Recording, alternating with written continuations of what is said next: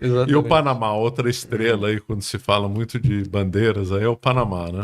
Isso, o Panamá, ele é muito interessante porque ele é interessante para residência, ele é interessante para empresa, ele é interessante para conta bancária, né? Então ele é um país que realmente consegue atender várias bandeiras distintas. Então, na parte de residência, para manter a residência ativa, só precisa estar lá um dia a cada 2 anos, é muito tranquilo.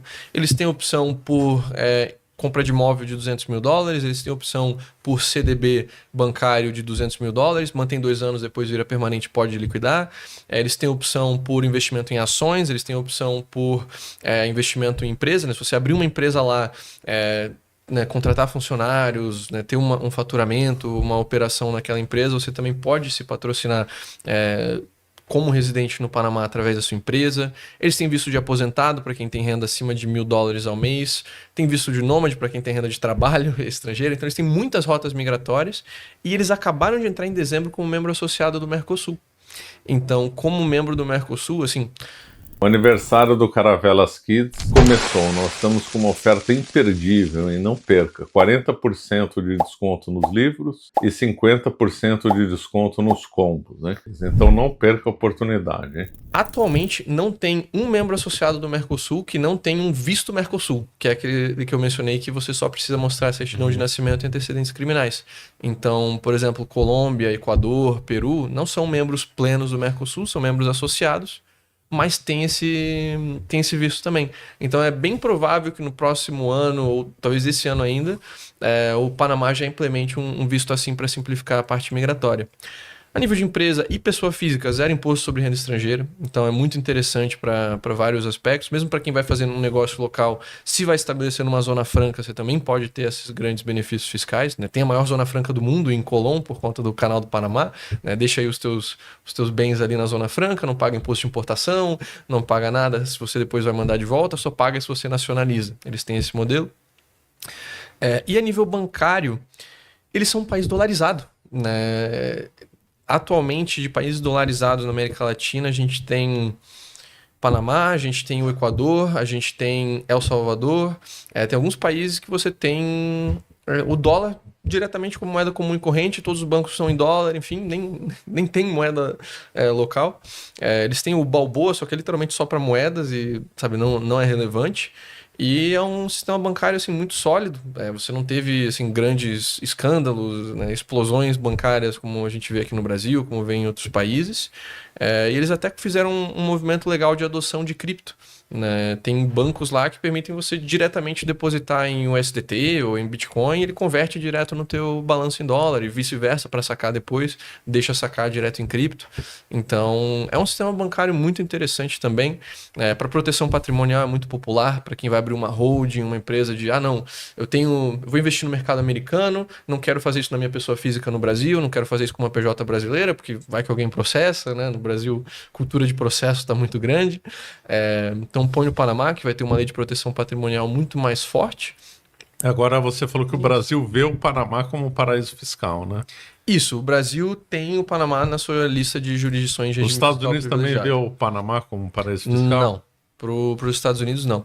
Mas assim, o que isso afeta de fato, né, no Brasil? A gente tem atualmente no Brasil a lei das offshores, né? Então, se você mora no Brasil e você possui uma empresa no exterior, se ela está num paraíso fiscal e ela tem menos do que 60% de renda ativa, ou seja, a principal fonte de renda é dividendo, juro, investimentos financeiros, aí você precisa tributar em 15% de imposto na sua pessoa física sobre o resultado da empresa, distribuído ou não. Ou seja, se você investiu, teve lá 100 mil de lucro, deixou tudo na empresa, vai pagar 15 mil igual. E se você distribuiu 100 mil, paga 100 mil também.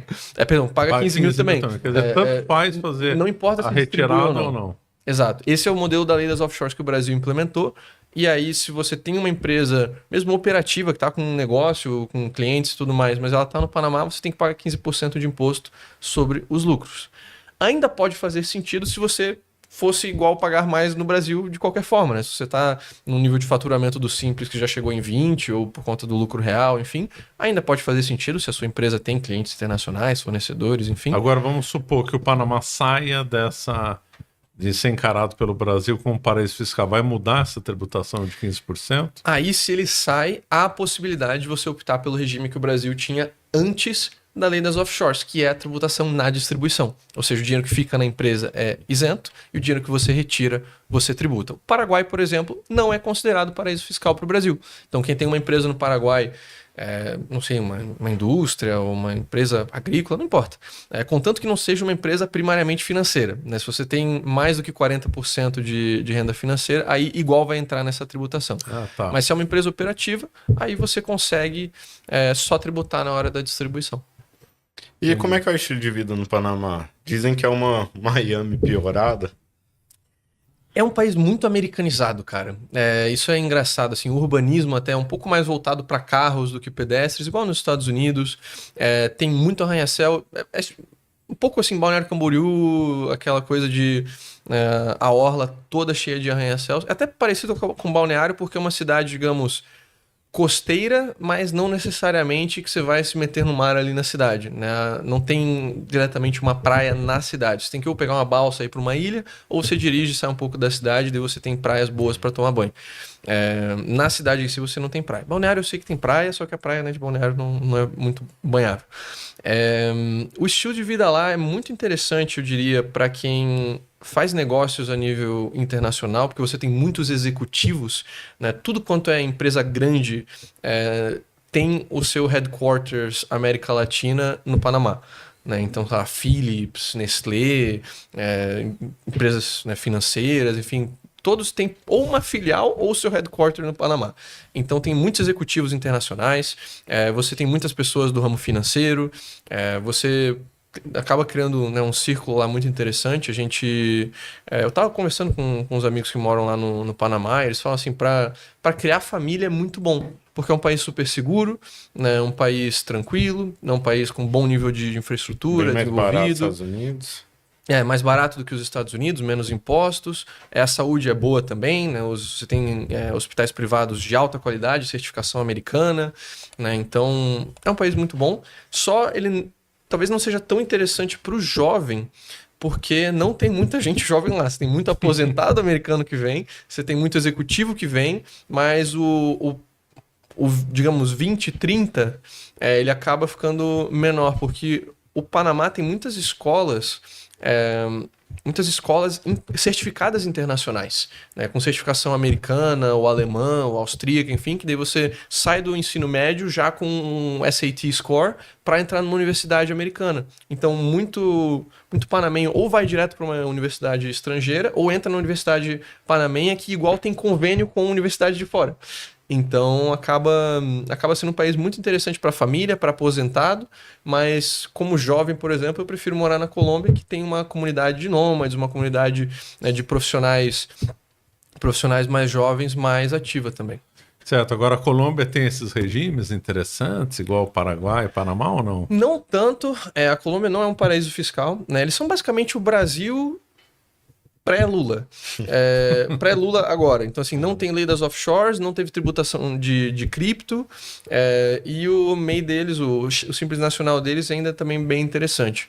Eu ainda não sou residente fiscal da Colômbia, né? A gente, no mundo do nomadismo digital, conhece muito bem essa regra, e quem sai do Brasil também conhece a regra dos 183 dias. Praticamente todos os países do mundo vão te considerar residente fiscal quando você ultrapassa 183 dias dentro de uma janela de um ano. Porque 183, 365 dividido por 2, né? 182 para baixo, 183 para cima. Se você ficou 183, você não pode ter passado mais tempo em nenhum outro país. Então ele se vê no direito de, ok, agora eu vou te tributar.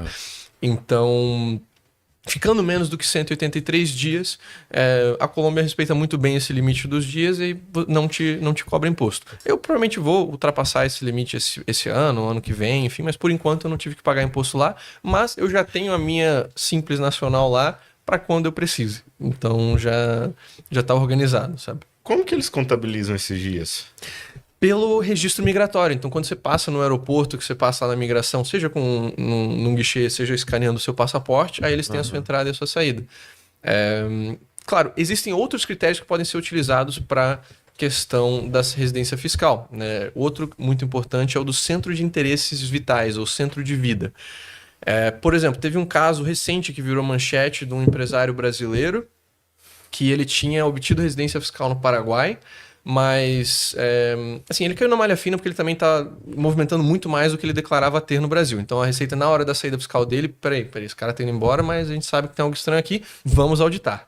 Aí auditaram e assim, ele estava passando quase nada de tempo no Paraguai, mantinha imóveis onde ele morava, sabe, passava tempo no Brasil, tinha as empresas dele todas operantes no Brasil, não tinha trocado o domicílio eleitoral dele no Paraguai, não tinha um lugar para morar permanente no Paraguai, sabe, não tinha uma casa, um lugar alugado. Então o Brasil, olha, peraí, toda a tua vida financeira está no Brasil. Você não tem lugar onde morar no Paraguai, mas você tem um lugar onde morar aqui, que você continua utilizando para quando você está no Brasil. Você não mudou o seu título de eleitor, você não está passando tempo de fato lá no Paraguai, enfim. Aí só, ok, você falou que foi embora, mas você não se mudou de fato. E aí reverteram a saída fiscal dele. Então, os países podem acabar te colocando como residente fiscal com até menos do que 183 dias. Isso pode ser algo ruim, se a gente está falando de um Brasil, de uma Alemanha, de uma Espanha, enfim, mas pode ser algo vantajoso também, por exemplo, no caso de um Uruguai ou de um Paraguai, que também podem te enquadrar com menos de 183 dias se você, por exemplo, no Paraguai habilitar um RUC, que é o Registro Único de Contribuinte, é como um CPF, digamos, do Paraguai. Você mantendo um CPF ativo lá, você já pode pedir uma certidão fiscal. Então, ótimo, pro brasileiro, ótimo, quero mostrar que eu tenho uma vida fiscal no Paraguai. Então, esse é um outro aspecto que tem que levar em conta também. Você acaba de assistir um corte do Caravelas Podcast. Na tela está aparecendo o episódio completo e outro corte. Muito obrigado pela atenção.